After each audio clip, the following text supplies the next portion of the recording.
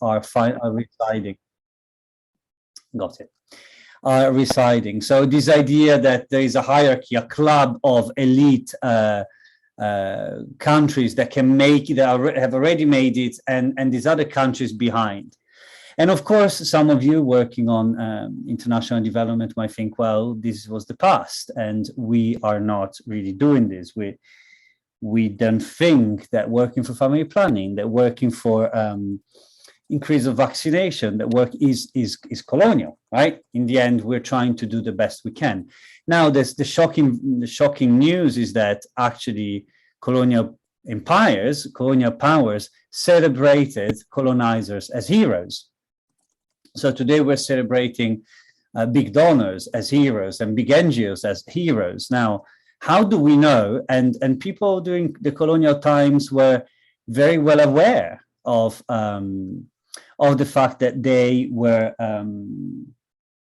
very well aware of the fact that they were killing and enslaving people, and yet they could reconcile that in a moral sense of self in which they were indeed doing the right thing. So how do we reconcile? How do we keep the internal eye open in saying, okay, is what we are doing in social and behavioral change colonial? Is what we're doing a new form of slavery? Is what we're doing a new form of imperialism, right? A big example is family planning. When you go into the family planning world, which is where some of my research falls into, the measures that are used do not take into account women's desire. They only take into account achieving increase of contraceptive rate as an outcome, with less interest on whether women do want to increase contraceptive use or not. And the history of international development is riddled with this, right? The Nestlé formula, and there is plenty of books. If I had my slides, I have a little slides in front of my eyes here with a list of books you can check out. Looting Africa by Patrick Bond, Displaced by Development by Dre Dreidick, My Seditious Heart by Arundhati Roy, Prisoners of Freedom, Global Shadows, Disaster in Paradise. So then this leads us to the paradox, and this is where I'm getting at and the core of what I want to do and then concluding. The paradox is really that it almost seems that on the one hand, whatever we do is imperialist, right? And on the other hand, then the solution is that, well, then we don't do anything, we let communities decide. The problem is that communities are contextual spaces, heterogeneous spaces, not like the community wants to do this and that's it. So an NGO just needs to do what the community wants to do. And in the same, agency is also an incredibly complex concept, and agency is manipulated and used by NGOs. Do people have the agency to do wrong? Usually not. Do they have people agency to not exercise the agency? Well, usually not. Agency is only aligned when people do what the powers to be, which is those sitting in this virtual room, together with those in higher places. Agency is only allowed when you actually do what I want you to do. So then how do we get self-reflective? How do we make sure that we're not bringing in this work our own biases? Take gender equality. One of the measures of gender equality that is often referred to is equal access to full-time employment for men and women. Well, the point is that very, very few people reflect on how that is an outcome, a desired outcome, that is the child of a capitalist world order in which the idea is that to be successful, we all need to work in full-time employment. So why is the benchmark of gender equality not instead everyone working in part-time employment, so that actually the activity of caretaking doesn't follow more exploitable women? So really, what are the biases that we're bringing in this work, and how are we aware and honest about the values that we bring in? So to conclude, I think the Social Code of Ethics sets a good stage. I will suggest that as you all adopt it, which is what we're trying to do in my work on ethics and social norms, we try to use it more as a structure and a framework to ask ourselves questions rather than as a normative framework to abide by. Questions such as, whose agency am I empowering with my intervention? So women's and disempowering men, am I okay with that? Or do I want to empower community agency? Who am I harming? Because I don't believe in the possibility of not causing harm. It's just a choice of who do we want to cause harm to? Whose suffering do we want to alleviate? And whose suffering do we want to increase? And also, how am I being authentic? And as an NGO, how much am I hiding the results of the of my work to survive through my funding, and how honest am I being? Just a few preliminary reflections. I think I'm already beyond time. Thank you so much, Luca, for allowing me this opportunity. No problem, and thank you for your points, and thank you for making an historical reference to the development of the code and the behavior.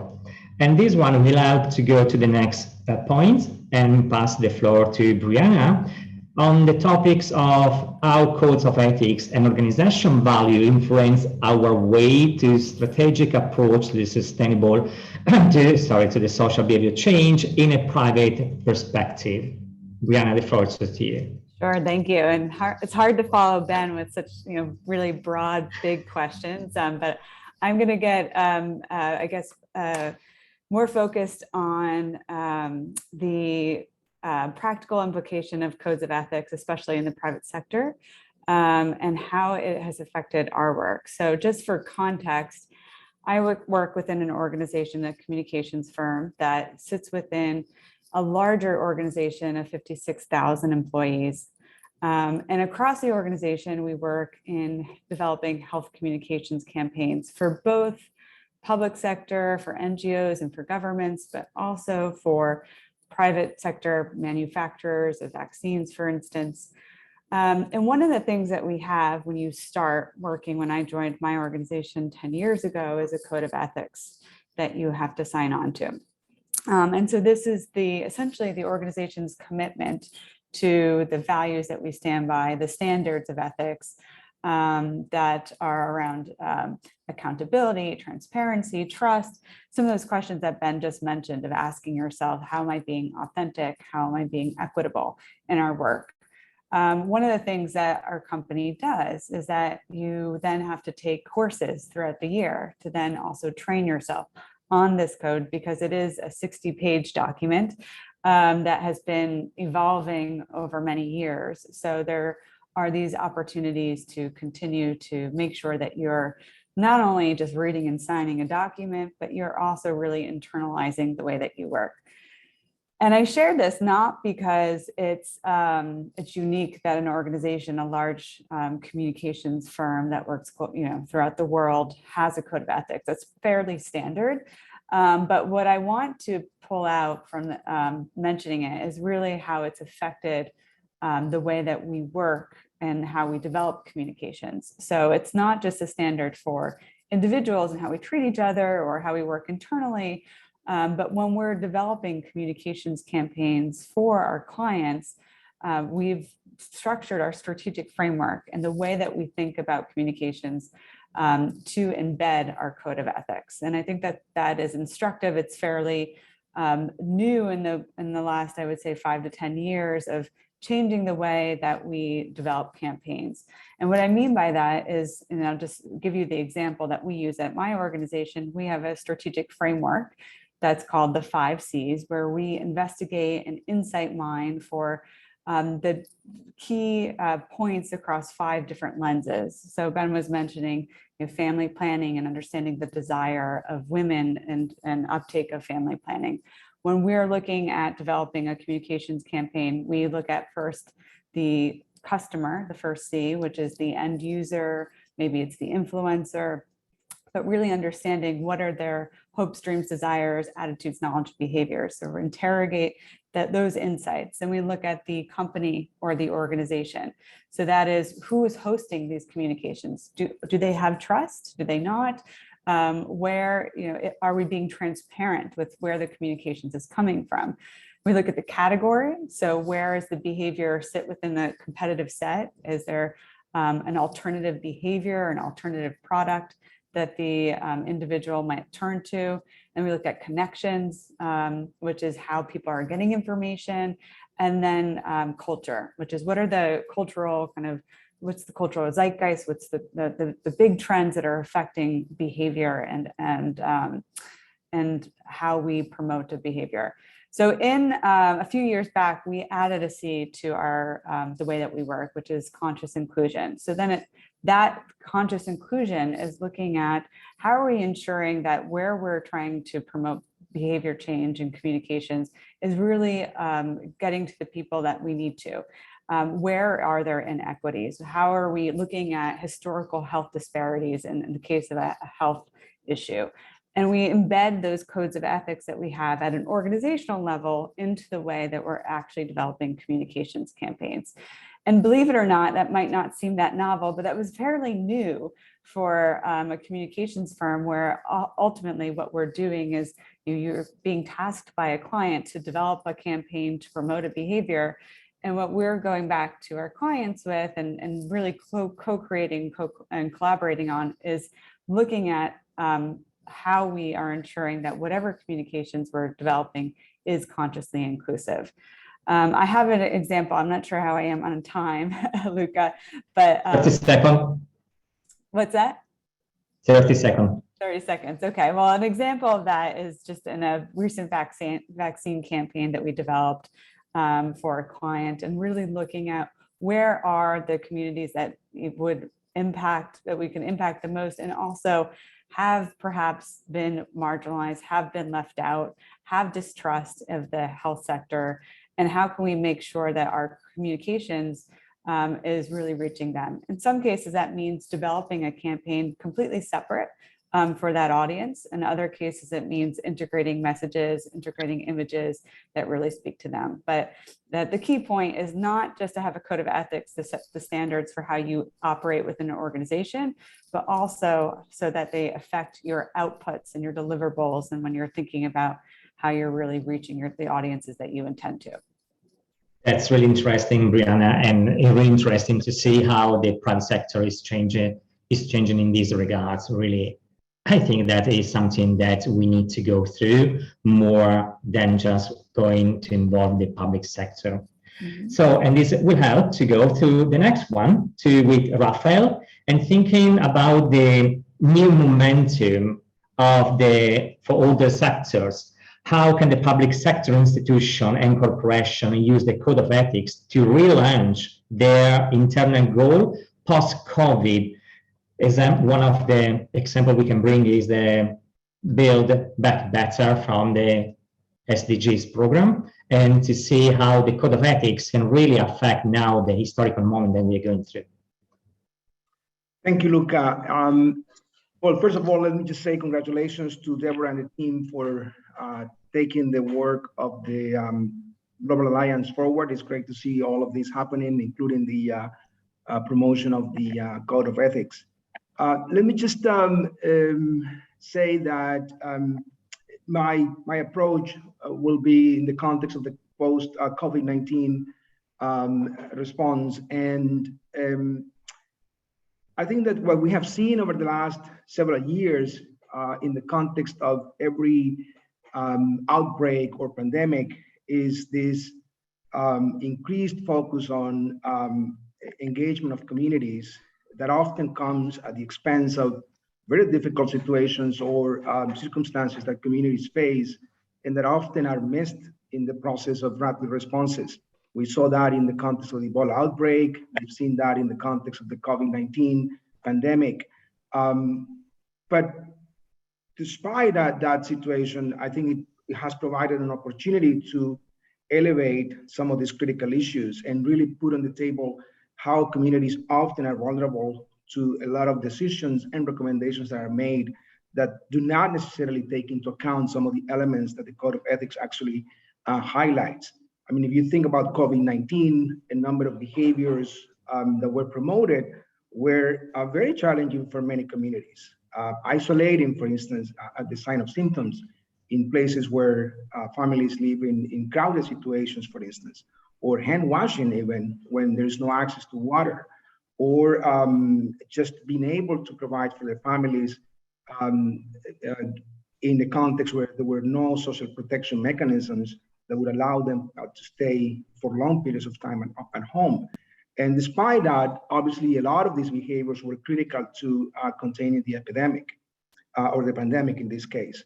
So how can we bring some of the elements that the Code of Ethics highlights in terms of fairness and human rights, communication and dialogue, participation, diversity and culture in those responses? And I think it's not about suggesting that these behaviors, for instance, were not necessary, but how the responses would accommodate some of these issues and would create the conditions for communities to have more voice, more agency, be at the center of the responses. And I think that's one of the key elements that the Code of Ethics actually brings to the table in that process. And I think that's where we see a huge opportunity to influence how both private sector, corporations, and also institutions in the public sector can benefit from the code.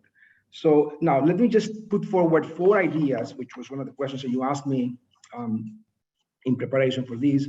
Just 4 ideas in terms of how the Code of Ethics can be promoted. I think the first one is to identify champions in the public sector who have applied ethical considerations to their interventions. Perhaps they're already built into the work that they do. And we've seen that in some of the countries where, for instance, responses to large-scale outbreaks or humanitarian situations have gradually integrated these elements in their work. We can think about Sierra Leone, for instance, where we know that a lot of the work that was done in the Ebola outbreak was the basis for the COVID-19 response very effectively. I think we also need to learn from successful experiences in the business world. One example that I'd like to put on the table from which we can learn is UNICEF's Child Rights Business Principles, which is a good example of advocacy and integration of key values into business practices over time. And we can share more information about how UNICEF has done this over the last several years. But I think it provides a very good example to promote the SBC Code of Ethics. I think we also need to think about leveraging existing platforms, both in the public and the private sector. Just 2 examples. I think that the GORN, the Global Alert Response Network, could be an interesting entry point in public health. And it has done already some of that by bringing elements of social and behavior change communication into their focus. Another platform that I think would be really interesting to explore is the Global Compact, the Global Business Compact that is part of this UN global effort to strengthen alliances with the business sector to advance the SDG agenda. Here in Paraguay, for instance, we work very closely with them, and we can envision how the SBC Code of Ethics could be an important contribution to their work and how that can be embedded into their practices. And lastly, let me just say that I think we also need to consider differentiated approaches. We've seen that WHO, UNICEF, IFRC, and many other partners have started to work very closely at global level. I think coordination has improved tremendously. Tools are developed rapidly. Frameworks are developed jointly. But I think that is more difficult to do at country level. So I think the implementation and the promotion of the Code of Ethics would need to take that differentiated approach from the global to the country level. What are some of the differences and the challenges that we face in actually embedding the Code of Ethics into the practices of both public and private sector institutions? And let me just finish by highlighting 2 points that I'm not going to get into them because obviously we have limited time, but I hope they are brought up in the discussion. One is the research ethics, which is also part of the Code of Ethics. And I think when it comes to children, this becomes especially important. And we at UNICEF have been highlighting and bringing that to the attention of partners and implementing institutions. And also the use of artificial intelligence. We know it's now very much part of a lot of the work that we do. So how does the Code of Ethics actually influence and guide some of the use of these new technologies that often can pose a risk to communities? And certainly I agree with Ben in the sense that the Code of Ethics can be a framework, not necessarily normative, because there will be differences from context to context, but certainly it should provide a very useful framework and guidance tool to many organizations. Thank you. Really interesting, Rafael, and really interesting the different kind of practical example that we brought. And I'm going to take inspiration from just one of these, going from global to country level and local communities. To introduce the question to Catherine Lengeva about the importance of using the Code of Ethics when implementing social behavior changes efforts in Kenya and behind in relation to the local communities. Catherine, the floor is for you. Thank you very much, Lucas, and interesting to hear the conversation from my colleagues here. So I really want to put some emphasis on the practical application of the Code of Ethics by the local organizations and the importance of this code when implementing SBC efforts. It's really important to apply the ethical and value-based thinking in the life cycle of programming at all levels, including the community, because communities face complex, dynamic, and multiple interconnected issues that affect their behavior. Therefore, successful application of the Code of Ethics should be manifested during implementation at community level. Many organizations are really sensitive to application of ethical and value-based frameworks. And I'd like to just point out a few things on what would it look like at implementation space when we talk about the Code of Ethics for SBC. What we'd like to notice, local organizations should be able to demonstrate evidence of professionalism in SBC when engaging with communities, because applying professionalism in SBC would really mean that we are implementing evidence-based programs, we are acting with integrity, we're ensuring that the right SBC competencies are exhibited. From my 24 years of experience, I have seen a breakdown in translating this professionalism at the implementation level. The practitioners that are more experienced in SBC are actually not the ones implementing at the community level, which poses a risk and would hamper the harmonized application of these ethics. So it is something that would be very important to consider from different levels to ensure that application of professionalism is adhered to. The other thing is the Code of Ethics will ensure that practitioners avoid doing harm and are more aware of the negative and unintended consequences of our actions. In Africa, we've seen quite a bit of things come up that as a result of this, and people are not seeking to intentionally promote equity or avoiding violation of human rights, amongst others. Currently, there's a growing challenge around sexual exploitation and abuse. And so there's a field that has grown of PSCM. This is a typical case of lack of ethics. If that is done well, then we'll be able to prevent quite a bit of this. So the Code of Ethics would also be able to open space for accountability to communities. In Africa, and in Kenya, communities are facing very many challenges.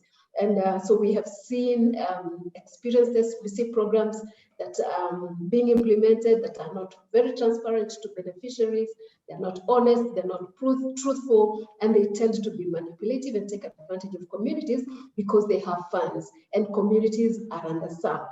So these communities least possess the power to represent their own interests. And therefore, it is so important that we become more accountable. You get that programs receive funding. Maybe just a quarter of this funding is actually used for the intended purposes at a beneficiary level. So ethical thinking will strengthen accountability. And at community level, you see a lot of this happening. And we hope that even as we get to implement a code of ethics, it will help to strengthen this aspect.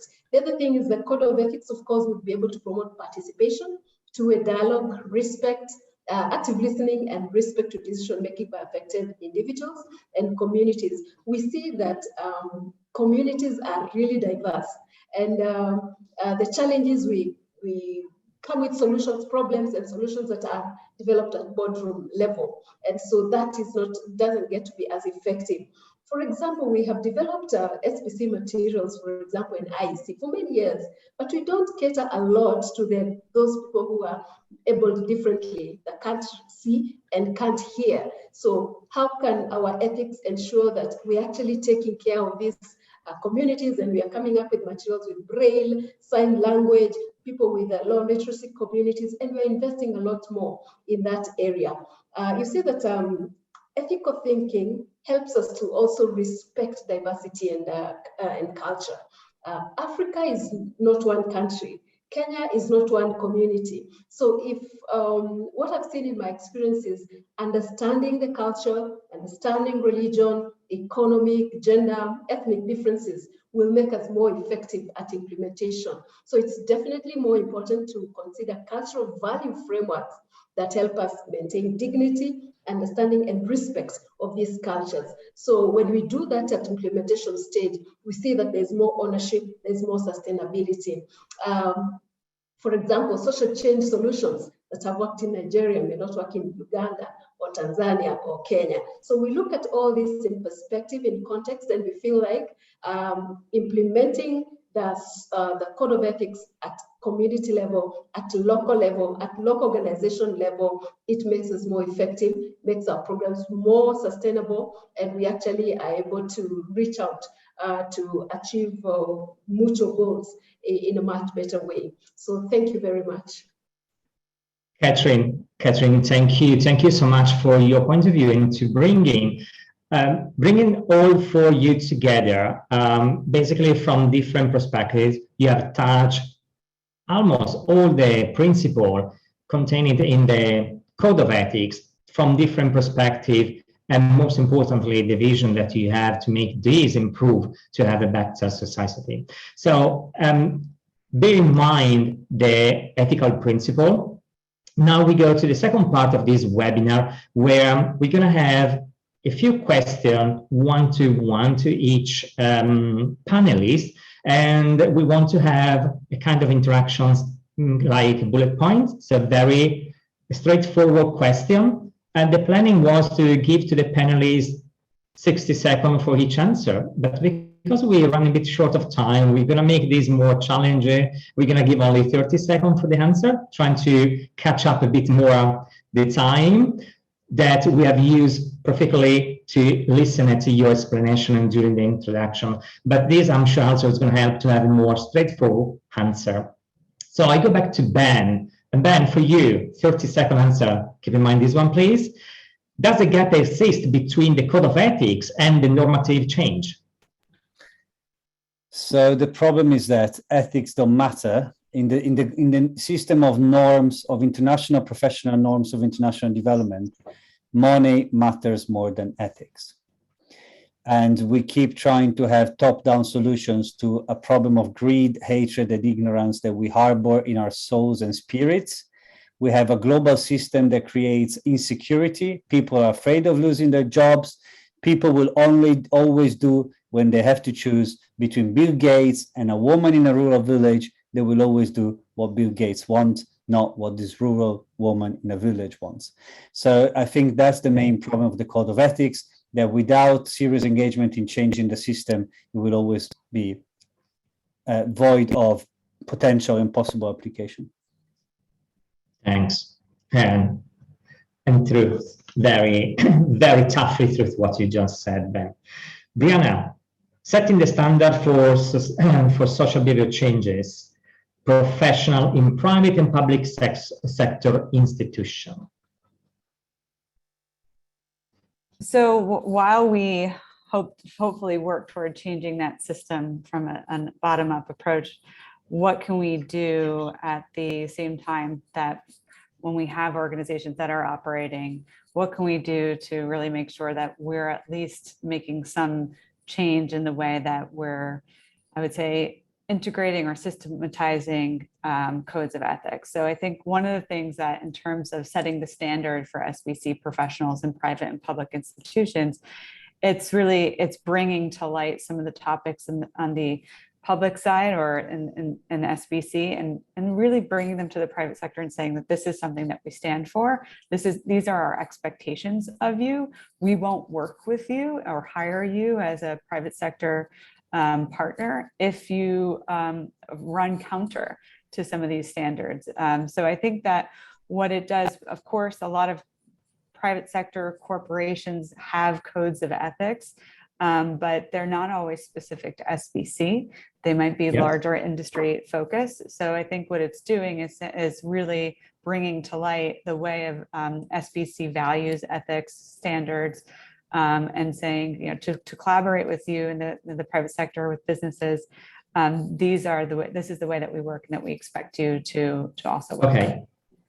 Okay, thanks. Rafael, could you expand in the code of ethics across public and private sector, stakeholders, partners, supply chain, and investors amplify productivity gain, improving social determination and development outcome? My initial reaction is yes. I think to the extent that communities perceive that public and private stakeholders are more aware and responsive to those elements highlighted in the code of ethics, it is reasonable to expect that community trust would increase, which in turn could enable greater effectiveness of development and humanitarian responses or in public health emergencies. I think some of you may have seen the recent piece in The Lancet, which, even though it's based on a modern exercise, it shows that in countries where trust in the government and interpersonal trust was higher, infection rates and fatal infection rates were much lower. So I think if people have a greater sense of agency, feel respected, participate, just to connect to some of the issues included in the code of ethics, then trust and eventually productivity gains would increase.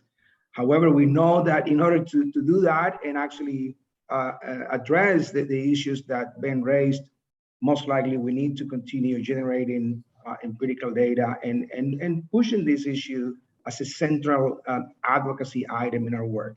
But again, I think overall, the answer would be yes.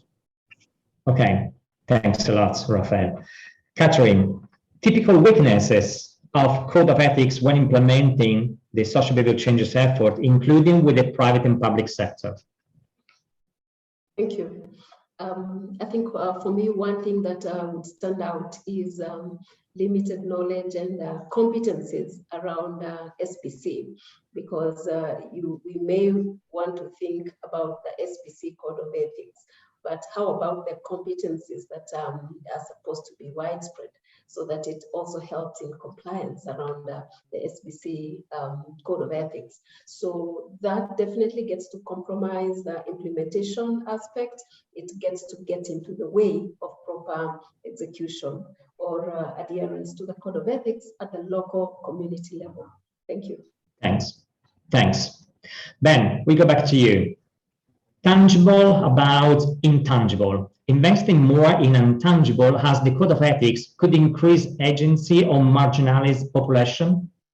The time in which we're talking about the indigenization and the decolonization of the global system, yet still we are deciding the goal of that indigenization through measures, material measures that are aligned with an understanding of the system, which is from the core, not from the periphery. Understanding that there are different ways of life that may be prioritized and have different values, where life expectancies is not the main value and respect of the ancestors might be more important, equilibrium with nature. Really adopting a humble and detached understanding of the different worldviews that exist around the world then can help us engage with non-Western or non-core, because the Western, North-South doesn't work anymore. It's core periphery. Okay. So with non-core populations in a way that can allow to create a world that is equitable, where actually social change happens in the direction and in an inclusive manner for those indigenous and periphery located populations. Look at it. Yeah, thanks. Brianna, expanding opportunities for social behavior change professionals by working with the private sector. Yeah, so I think, so how do we expand opportunities for SBC professionals by working with the private sector? I think SBC professionals in the public sector may sometimes find themselves at odds with the private sector communications firms, for example, who are working across industries, not just in SBC. For example, firms that are working with large scale consumer packaged goods, alcohol, tobacco, those are at odds often with the goals that we're trying to achieve in health and development. So how can we partner in the private sector to create standards for agency partners, to create alignment in the values and the ways of working? I think using things like the codes of ethics, and not just, Catherine said, not just a code of behaviors, but also the competencies. Alliance members have a tool to help align their values and aims with partners in the private sector and businesses to ensure that we're working off of the same, core values, and really thinking about things that were brought up, like Raphael was saying, having communities at the core. So really, SBC professionals can help influence the way that I think the private sector is doing business. And that is also the task of this global alliance, to trying to improve and develop these kind of tools for the communities. Raphael, references in the Code of Ethics to vulnerable and or marginalized communities may be considered demeaning. Same question, then I'm going to pose also to Catherine. So to trying to have a parallelism between your experience within Paraguay and Kenya. Thank you, Luca. Interesting question. I think that if we take agency, including Amartya Sen's capabilities framework as a core element, as it is stated in the Code of Ethics, I think it would be contradictory to consider communities vulnerable and marginalized. Because it is about creating opportunities and enabling conditions for those communities to exercise that agency.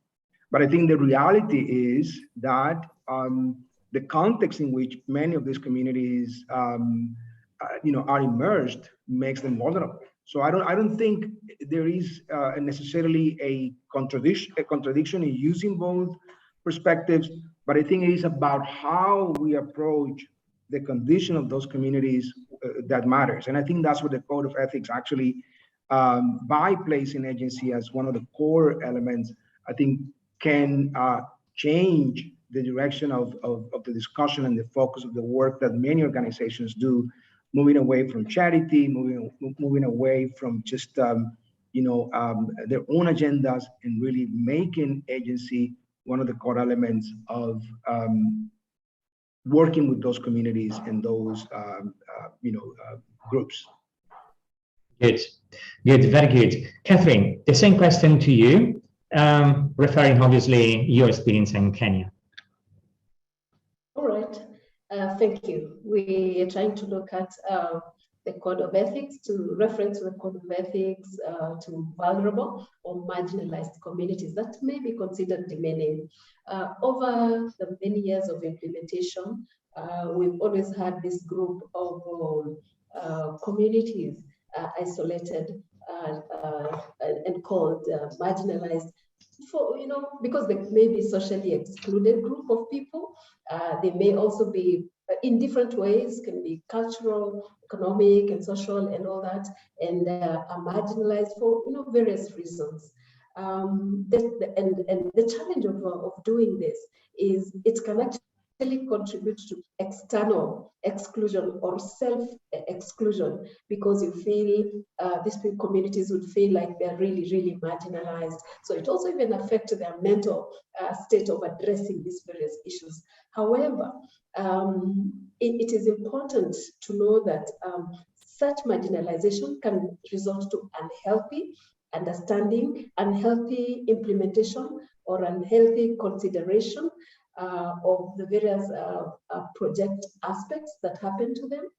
But it is important that we try to understand the complexities of these communities, consider including SBC within the SBC programming, ensure that we're programming for them effectively so that they're not excluded, they're not marginalized, but considered like the rest. And it's important that ethics addresses these issues through understanding these communities very well, their households, who they are, what issues affect them, so that we can be able to develop appropriate interventions. So it's really the lack of proper consideration of these communities that would actually make them marginalized. But if from the beginning in design, in planning, they're together with everybody else, then they get equal opportunities and they can be able to, just flow like every other community member. Thank you. Okay, thank you, Catherine. Really interesting, and so most importantly, to see the differences from area to area, how the consideration come interesting, and at the same time, the needs and the kind of approach are totally different. And that's why we want to host this kind of webinar, trying to bring in different kind of point of view from global perspective, but obviously trying to be useful and adapting the development of the code of ethics area by area and according to the needs, most importantly. So unfortunately, it doesn't exist one receipt only, but we need to make it work together different kind of stakeholders in order to bring the contribution to develop the code of ethics and bring this down to the communities. This is the task in the end of the day. So we got really a lot of questions coming through. We have selected just a few, but we're gonna see how many we can take during the webinar because we really run short of time right now. And then we're gonna see if, and then we're gonna see to answer to the remaining question in the upcoming days via email. And Rafael, we go directly to you from Victor Charo. What strategy are in place to encourage adoption of the code of ethics? Well, I think that's probably a question more for the Global Alliance, but I try to put forward a few thoughts, a few ideas that I think could build on good practice and lessons learned. I think one of my colleagues in UNICEF headquarters, Rania, shared a document that highlights a few ideas in relation to the private sector. But I think, we don't have to reinvent the wheel necessarily. There are numerous code of ethics in multiple fields. And I think for the Alliance, what would be really helpful is to identify, again, as I suggested, some of those good practices, whether principles or ethics, and try to leverage those. And I think what's really more important is how the Alliance intends to implement and roll out these efforts. I think it needs focus, it needs investment, it needs commitment.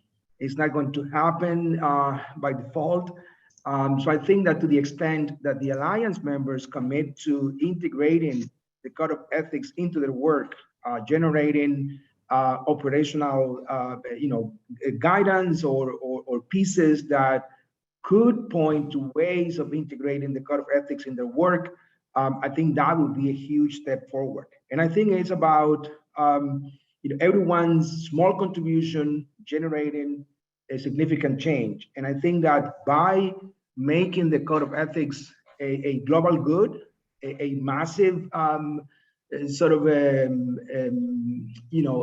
piece that is available across different contexts, I think that's how we can really scale up the integration of the code of ethics. I think we all agree that despite the challenges that have been raised, it is an important piece, and I think it deserves the kind of commitment that is needed to make it work. As I use the example of the UNICEF's business principles, rights, and it's taken several years to get it there. Good, and I'm gonna take this observation about the alliance and the power that those kind of organization has to improve and develop a code of ethics and spread the voice around, which is most importantly. And I'm going to Brianna for the last question. How can the alliance and/or McCann offer any guidance to organization or private company that they want to develop their own internal code of ethics? Very briefly, because we have only 30 seconds left.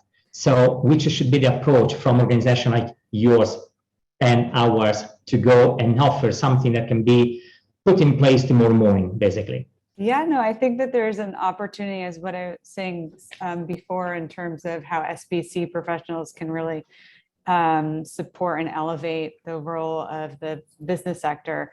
I think that there's opportunities for sharing the process that the Alliance has gone through for developing its code of ethics with companies, whether large or small, community-based or global, of what that process looked like. Certainly it brought a lot of voices to the table to understand what do we want to include in this? How do we make sure that it's really reflecting our community of SBC practitioners? So I think even sharing that case study, what that was like, and bringing that to other organizations is one way to do it. I think for a multinational organization, it's a large task, as Raphael was saying. We have we have different types of codes and compacts that have taken many, many years to develop and to evolve and integrate. So it is an evolving process, but I think sharing that story and then also sharing the key approaches that really inform codes of ethics. I know Vincent shared a document on ethical considerations when in interventions with children, really kind of going into the process of thinking about the research that informs our codes, I think is going to be important for those organizations that are looking to develop their own. Indeed. Definitely an hour is not enough to go through really these interesting topics, but at the same time we want to take this opportunity to give the floor and the word to the the member organization of the Alliance, and asking them to make one very short statement about how is the code of ethics important to your organization work, including the post-pandemic, and how is your Global Alliance membership important to your organization on work post-pandemic? I'm going to start with Charlotte Laplansky, representing Save the Children. Great, thank you. Do my best to fit in a minute. I think the code of ethics is really helpful for us because, it reflects ethical issues that are already permeated through Save the Children's work and embodied in a lot of our organizational policies. As Brianna said, we all have policies speaking to a lot of these things already, but we don't have a policy that specifically shows its relationship to SBC. And I think the code of ethics is a really nice way to both echo these principles, which are already meant to be embedded in our work, but to show how critical and important SBC is to achieving those principles.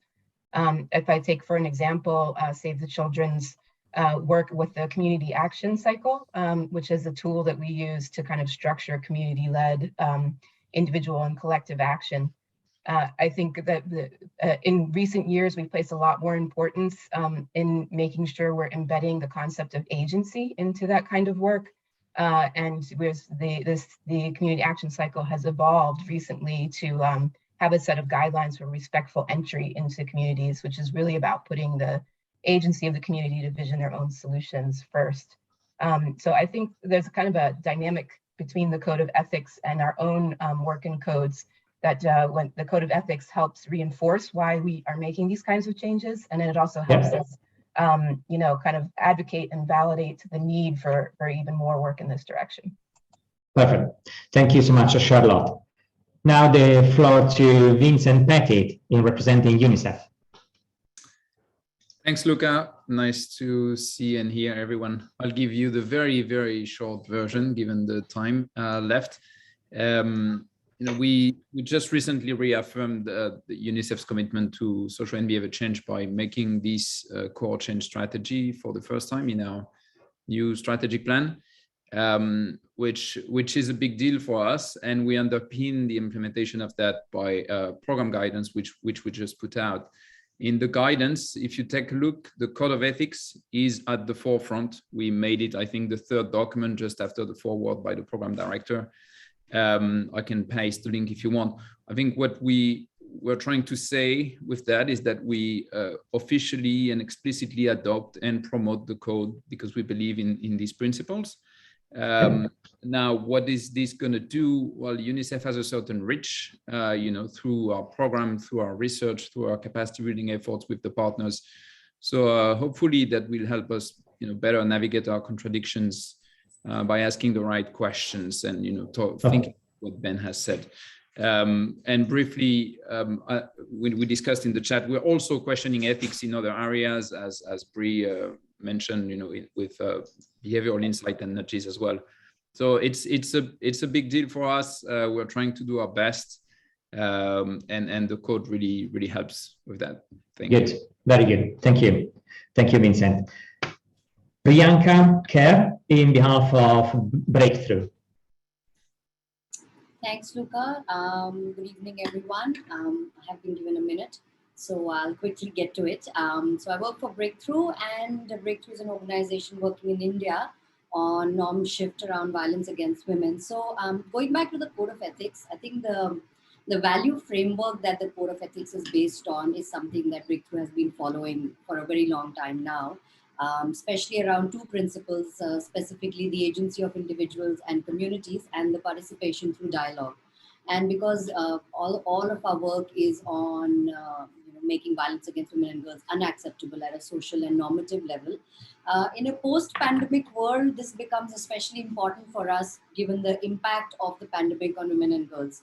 And the fact that bringing their voices in when we are co-creating our programs, whether we are designing communication, in trying to find ways to actually go into communities and find out what has the impact been, and how is it that we can actually do this through a human-centric design approach is something that is really important. And the Code of Ethics, in that sense, given the the diversity within India is also, the cultural context is different from state to state. So all the three principles of the Code of Ethics is extremely critical to us.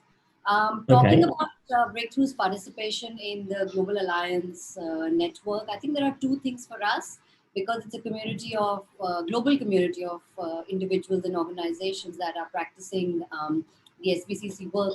So there's a lot of learning that we can kind of get from that. There's a lot of research that we have access to. From a contribution point of view, I think it's just bringing in the Global South perspective and adding to that from the point of view of an organization that is working on the ground in the Global South. So yeah, so I think that's really what it is. Thank you. Thank you, Priyanka. Thank you so much. Lisa Hilme, Core Group. Hello, everybody. Thank you so much. Core Group, as a founding member of the Global Alliance for Social and Behavior Change, really has a responsibility to share this Code of Ethics with its working groups, with its members, with the reach of over 300,000. So, I think it's very important to us not only to catalyze those conversations, but also to incorporate it in our programming. We've had some recent conversations with donors about this also. Everyone knows that donors have started to have gender policies and are requesting grantees to have certain guidelines. So we're really hoping that a code of ethics similar to this can be infused to grantee guidelines. And then just lastly, because we're very short on time, I think we also have a responsibility to the community. It's not just global partners, but it's actually our members and civil society at the community level to get their feedback on the Code of Ethics and see how we can implement it. Thank you. Thank you so much, Lisa.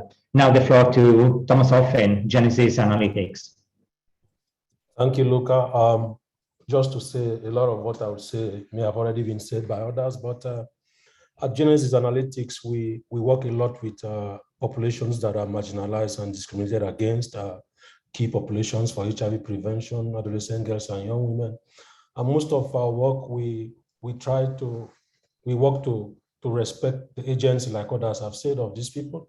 The three principles that are laid out in the Code of Ethics: agency, respect for diversity, and participation, re-echo what we do, but we are happy that this has been put together in one document that we can use and guide ourselves as we move on.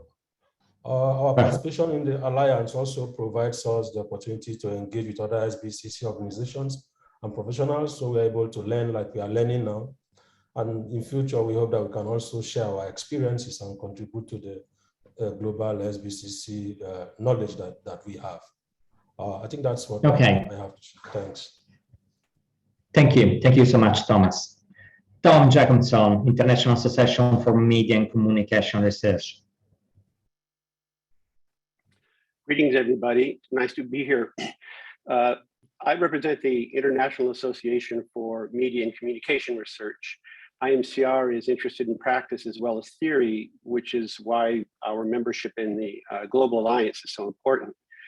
There are two main uses for the code so far. First, the association has an ethics and communication working group. The Alliance recently co-sponsored a conference panel with this group, and individual papers have been on the code have been presented as well. One topic of great concern to us is how to advance cultural, social, and political diversity and agency with such a code through dialogue, which is well represented in the code. Second, there have also been discussions within IMCR's publication committee, which has just prepared a code of ethics for publishing within the association's journals and book series. The involvement of IMCR members in the Alliance code work has contributed to these discussions. Finally, in the future, we will be promoting the code and its values among health communication groups within IMCR at its next conferences and beyond.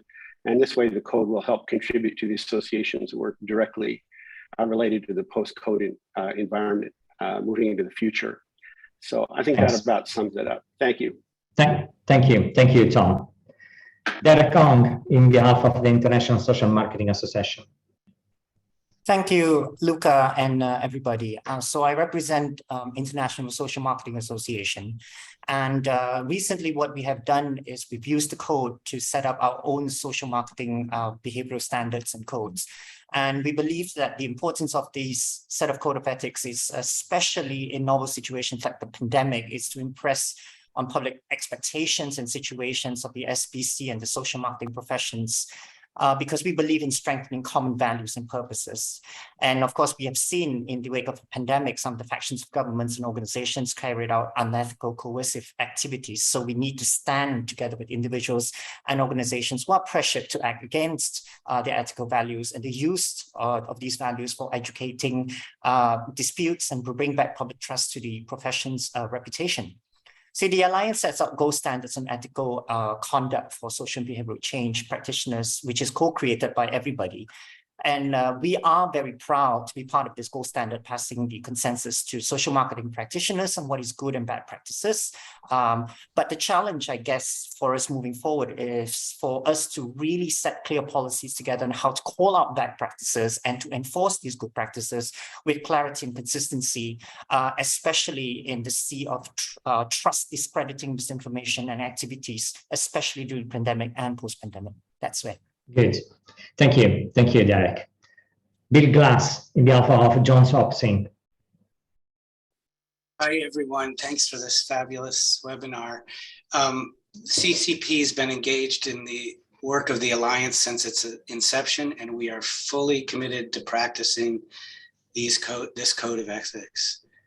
We're dedicated to the shared values and ideals of the diverse field of SBC that the code has articulated so well. And as a center, we value diversity and commit to understanding, respecting, and actively listening with humility to the needs and desires of those at the periphery, to use the word that Ben used earlier in the webinar. We've made a deep and ongoing commitment to becoming an anti-racist organization. And the code is invaluable to us in that work as we apply those principles to our work everywhere. I think the pandemic has laid bare yet again so many of the inequities that the Alliance has outlined in the code, and we will use that as renewed inspiration to recommit to addressing those inequities. Thank you so much, Bill. And Stephanie Toland, Population Media Center. Hi, everyone. Population Media Center, we specialize in telling transformative stories through entertainment. And we're in a growth phase, spurred by post-pandemic growth, innovation spurred by evolving media markets and expanding calls for effective interventions that drive social norms change. And as our organization grows, our internal mix of SBC expertise, exposure, and approaches is diversifying.